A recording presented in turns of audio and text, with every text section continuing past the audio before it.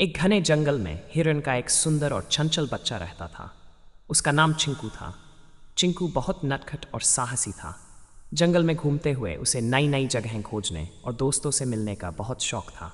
चिंकू की माँ रानी उसे हमेशा समझाती थी कि जंगल में सावधानी से घूमना चाहिए, क्योंकि वहाँ खतरनाक जानवर भी रहते हैं। एक दिन चिंकू ने सोचा कि वह जंगल के उस हिस्से में जाएगा जहाँ उसने पहले कभी नहीं देखा था। उसकी माँ ने उसे मना किया, लेकिन उसकी जिज्ञासा इतनी बढ़ चुकी थी कि वह चोरी छिपे वहाँ चला गया। जंगल का वह हिस्सा बहुत घना और डरावना था।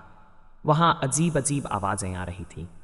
चिंकू ने थोड़ी देर इधर उधर घूम कर देखा, पर उसे कुछ खास नहीं मिला। जब वह वापस लौटने का रास्ता खोज रहा था तो उसे एक आवाज़ सुनाई दी।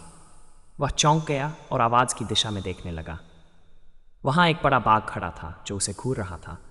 चिंकू का दिल तेजी से धड़कने लगा। उसने सोचा, अब क्या करूं?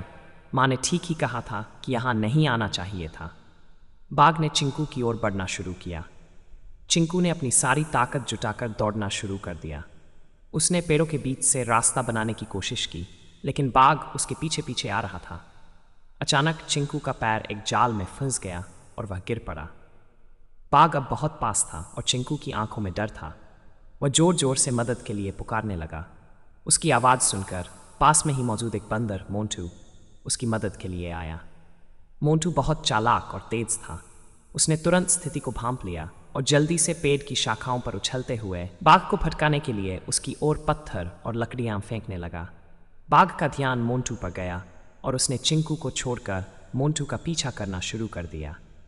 इस बीच मोंटू ने एक बड़ी बेल को पकड़ा और तेजी से पेड़ पर चढ़ गया। बाघ कुछ समय तक मोंटू का पीछा करता रहा, लेकिन अंततः थक कर वापस लौट गया। मोंटू ने चिंकू को जाल से निकालने में मदद की और उसे सुरक्षित स्थान पर ले आया। चिंकू ने राहत की सांस ली और मोंटू को धन्यवाद कहा। चिंकू ने अपनी माँ के पास जाकर सारी घटना बताई। रानी ने उसे गले लगाते हुए कहा, अब तुम समझ गए होंगे कि जंगल में हमेशा सावधानी बरतनी चाहिए और अपने दोस्तों की मदद लेनी चाहिए। चिंकू ने सिर हिलाते हुए वादा किया कि वह अब कभी माँ की बातों को नज़रअंदाज नहीं करेगा और हमेशा सावधानी से जंगल में घूमेगा। इस घटना के बाद चिंकू और मोंटू सबसे अच्छे दोस्त बन गए।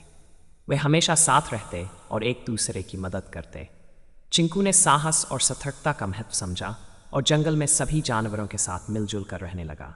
उसकी इस कहानी से सभी ने सीखा कि जिज्ञासा अच्छी होती है, लेकिन हमेशा सावधानी और समझदारी के साथ।